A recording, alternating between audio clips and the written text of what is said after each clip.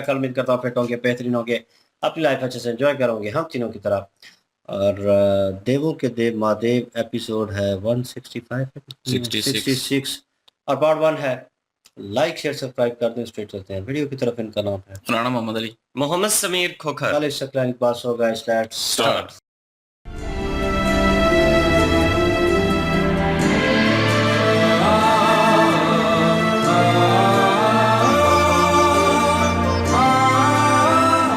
हम शिवलिंग तक पहुंच गए। अब हमारी मानसरोवर यात्रा सफल हो जाएगी।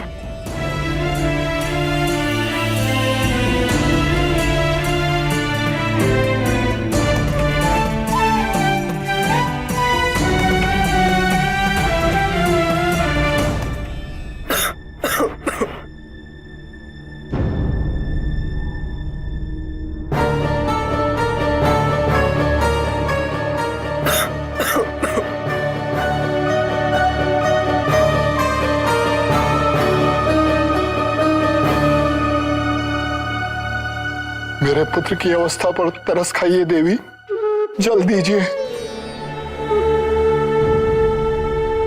पिताजी, मेरा कंठ सूखा जा रहा है, प्राण निकलने को है। इसके प्राण बचा लीजिए देवी।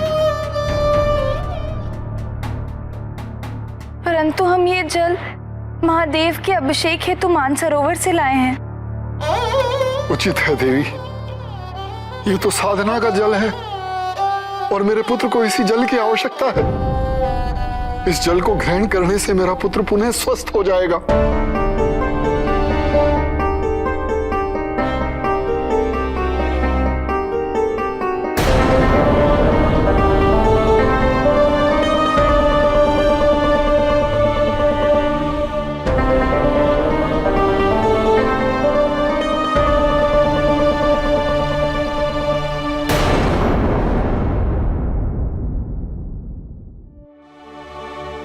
अब क्या होगा महाराज? हम महादेव को यहाँ कैसे ले आएंगे? हम भी यही सोच रहे हैं मैना। पार्वती ने कहा था महादेव तब प्रसन्न होंगे जब उसके सोमवार का व्रत पूरा होगा। चाहे महादेव प्रसन्न होंगे भी या नहीं, हमें तो ये विश्वास हो चला है कि महादेव का पार्वती के साथ विवाह करने का कोई विचार नहीं है। और नागराज कद्रू, वो हमारे राज्य पर आक्रमण अवश्य करेगा। और इस बार विंध्य भी हमारा साथ नहीं देगा महाराज, क्योंकि हमने उन्हें दिया वचन नहीं निभाया है। अब या तो हम नागराज के विवाह का प्रस्ताव स्वीकार करें या अपनी आंखों के सामने अपने राज्य को नष्ट होता हुआ देखें। क्या आप जानती हैं क्या कह रही हैं? क्या आप ये कहना चाहती हैं कि हम अपनी पुत्री का विवाह नागकुल में कर दें? जबकि आप अच्छी तरह जानती हैं कि पार्वती का जन्म महादेव के लिए ही हुआ। क्या हम इस बात को भी नकार दें कि महादेव का पार्वती से विवाह निश्चित है?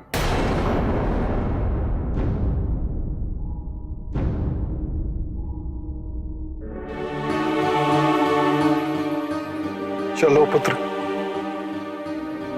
लगता है देवी हमें इस जल के योग्य नहीं समझती।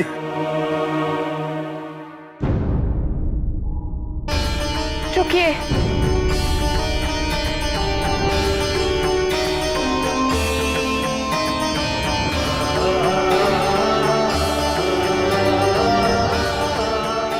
हमारी श्रद्धा और भक्ति से कहीं अधिक महत्वपूर्ण आपके पुत्र का जीवन है। महादेव की आराधना में इतना बल है कि हम पुनः मानसरोवर जाकर उनके अभिषेक हेतु जल ले आएंगे।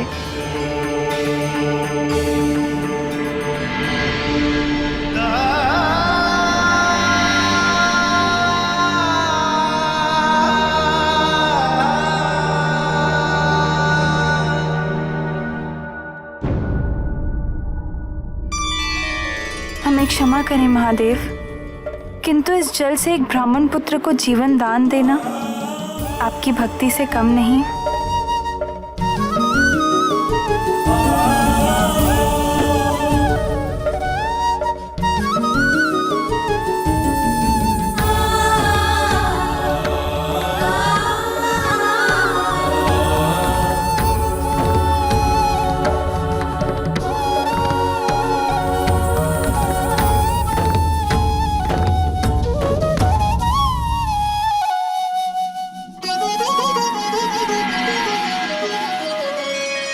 देवी बस, मेरी तृष्णा तो बुझ गई देवी, परंतु आपके कलश में तो अथाह सागर है। देवी ये तो आपकी श्रद्धा और भक्ति का फल है कि जल समाप्त नहीं हुआ।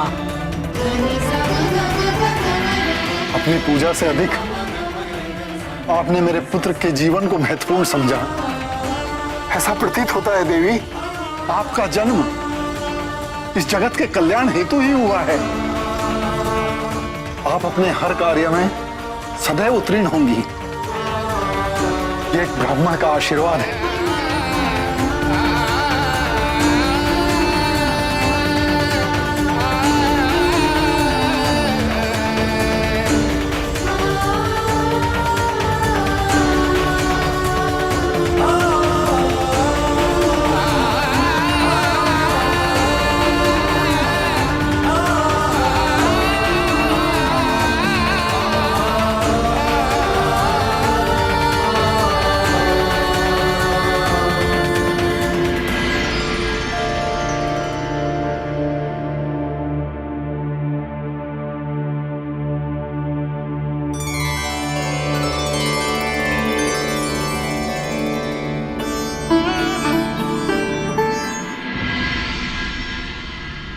हे प्रभु, महादेव और पार्वती के मिलन हेतु जो कार्य आपने हमें सौंपा है उसे पूर्ण करने के लिए आप हमारी सहायता करिए। हमें पूरा विश्वास है प्रभु कि पार्वती की अटूट श्रद्धा और भक्ति से शिव भी प्रेरित हो जाएंगे।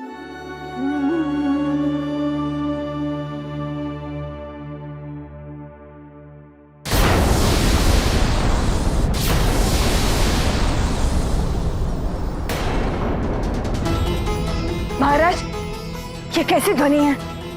ऐसा लग रहा है जैसे कोई भयानक विस्फोट हुआ हो।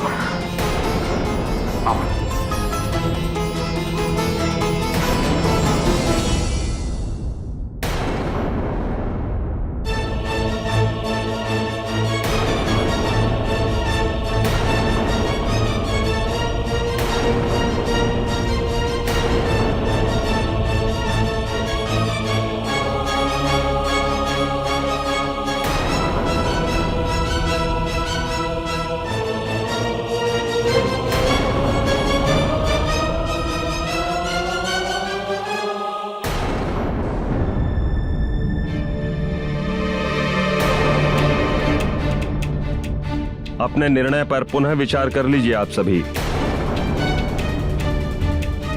जो हम करने जा रहे हैं, क्या वो उचित है?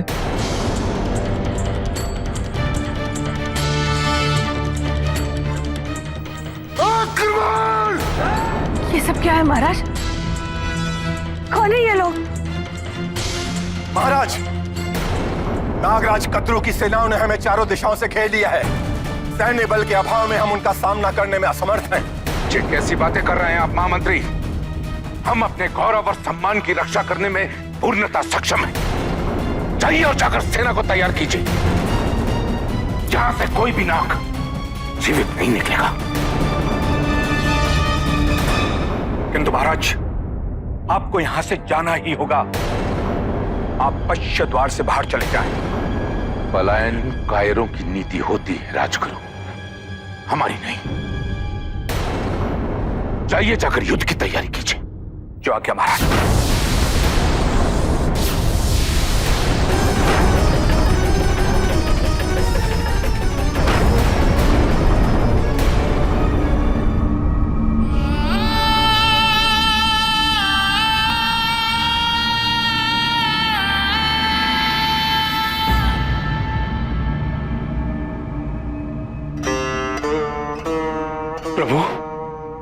माता इस परीक्षा में भी सफल रही। प्रभु, आपका प्रेम और मानवता का प्रेम, इस पे माता ने दोनों निभाया है। सर्वलोक कल्याण के गुण हैं माता में, आत्म केंद्रित वो कदापि नहीं है। क्या अब भी माता की कोई परीक्षा शेष है प्रभु?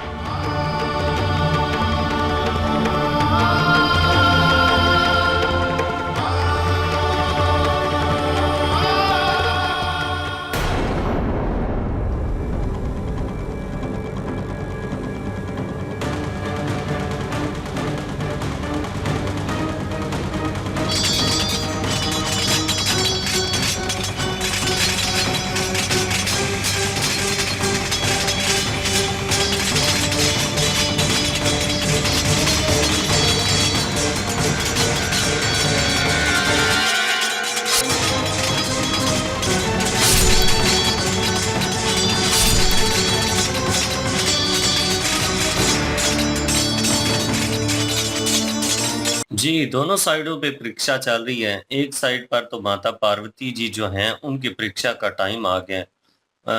मानसरोवर से वो जो जल लेकर आई हैं, वो पवित्र जल था और वो शिव जी के पास उन्होंने लेकर जाना था क्योंकि वो शिवलिंग जो है उसका अभिषेक करना चाहती थी, उनको स्नान करवा के। लेकिन यहाँ पे अगर देखा जाए तो रास्ते में एक उनको बेबस मुसाफिर मिले हैं, जो ब्राह्मण थे, दोनों बाप और बेटे की शक्ल में, और उन्होंने वो जल जो है वो मांगा है अपने बेटे की जान बचाने के लिए। यहाँ पे माता पार्वती जी जो हैं, वो एक दफा तो उनको ख्याल आया है कि ये मैं इतनी दूर से ये जल लेकर आई हूँ और मेरा जो कार्य है वो अधूरा रह जाएगा, उसको फिर कैसे पूरा करूंगी।